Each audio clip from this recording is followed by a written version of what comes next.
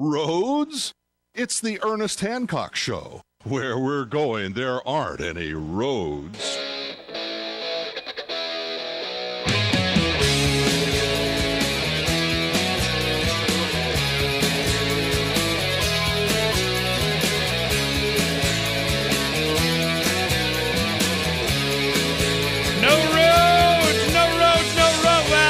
There'll probably be some roads. You know, just I'm not putting a gun to your head to pay for the one I want. and of course there'll be roads, but not government funded roads. We're going to space, and government is not invited. Yep. Just a mindset. Let's go ahead and get into some of the other stuff that's going on. I mean, this is just details that they're gonna affect your life, and it's things that we've been talking about here on the show for a long time. And here we have Robert Shiller has the housing price index thing, and he's like, a 20 to 25% slump in home prices would not surprise me at all, nor me. And I've been screaming this for a long time because I know what the inventory is. I know what the shadow inventory is. I know what's not even on the inventory that's coming. So this is, you got years. Let's put it this way. At the peak of the purchasing of homes here in Phoenix and Las Vegas and Phoenix and Southwest, man, woo, we had us a peak. There was a building and the selling. There at the peak, the homes for sale, 40% of them were, ready, vacant at the peak. These were speculative because of all the incentives that they had and the money and the free and the banking and the interest rates and liar loans and this and fill out and fog this mirror. You get to buy a house, cuz. Okay? This was all created by they, them, those. So we're screaming this. We're going, look, man, this is not sustainable. So now that, it's all come crashing down, and you go to the newspapers or the other, excuse me, you go to the newspapers or the other media outlets, and you'll say, you're causing people to go into dire straits. I mean, they're making financial decisions based on, well, I saw it on TV, They're going, well, it must be true. It was in the newspaper. Yeah. So this, and I know a lot of people like this. They go, well, because it reinforces what they want. It has nothing to do with them actually doing any research or having a brain. There was a group, it's called housingdoom.com, and her name was Debbie Navarrete, I think, and she went by Twist.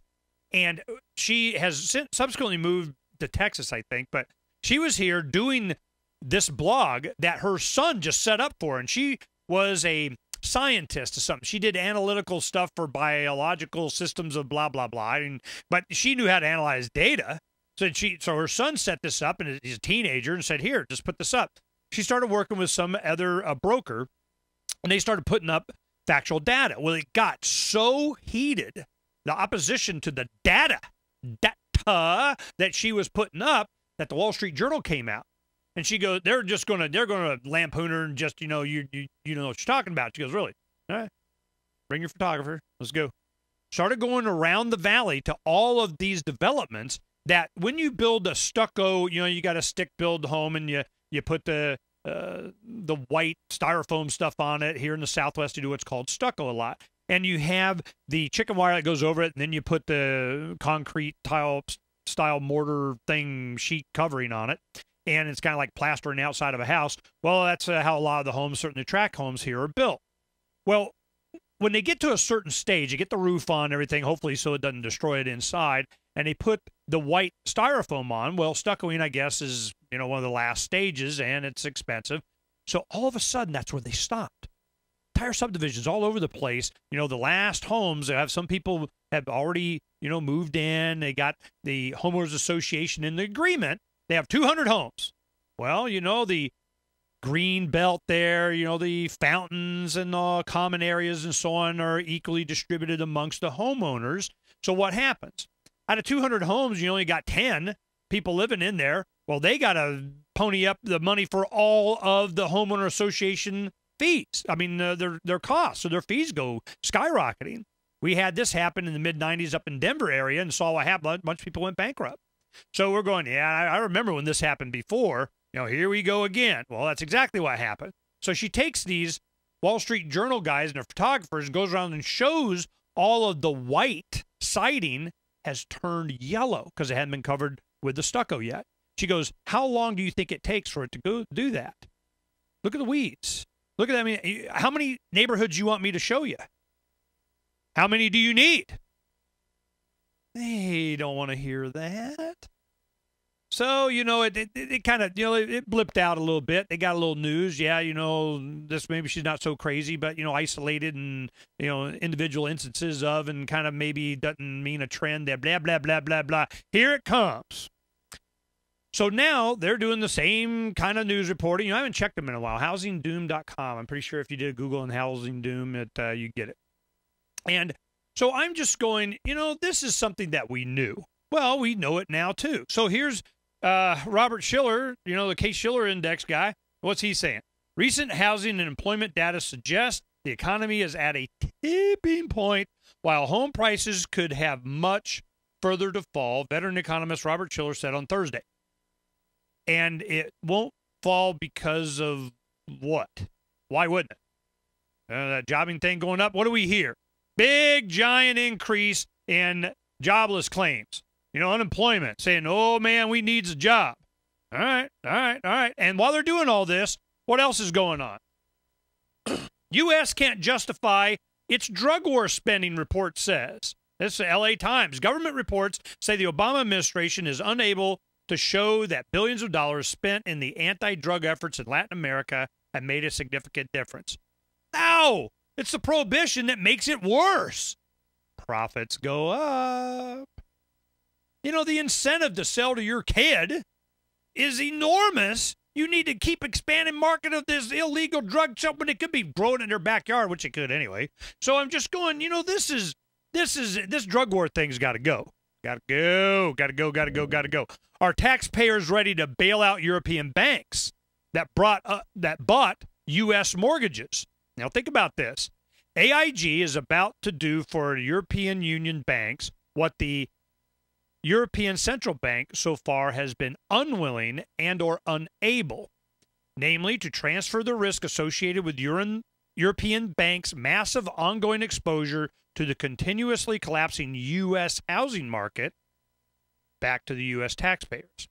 So they're going to be playing with the numbers and what backs up this and what security that got taken by the Fed. It's going to be transferred over and trading people and moving and shuffling cards around to try and back up the European bank. And AI, all this stuff is, I'm going, and then who's ultimately on the hook for this stuff? Us, taxpayers.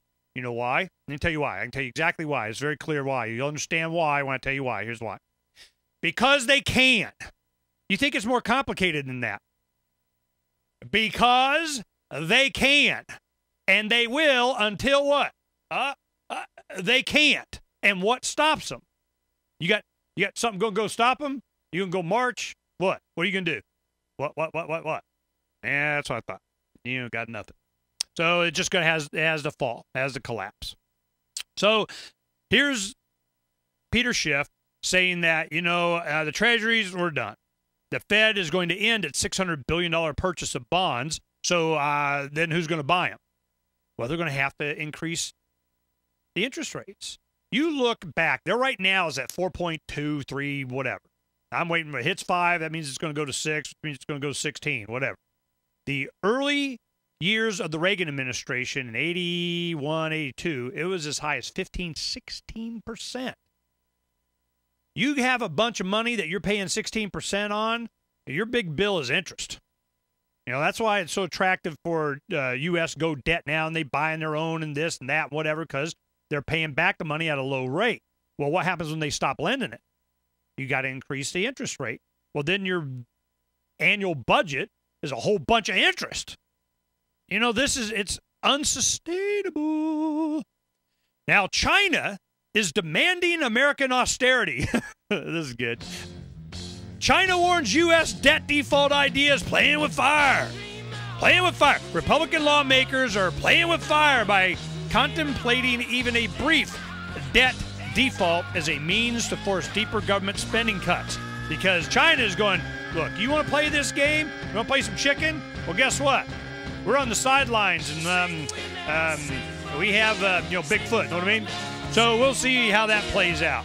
So I'm just going, and amongst all this, we got Philip Giraldi saying that Israel's preparing to attack Iran before September.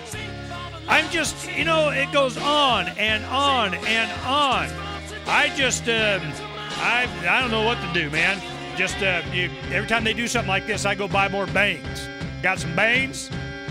What else you gonna do? We just gotta survive it. Keep breathing in and out. We'll be right back.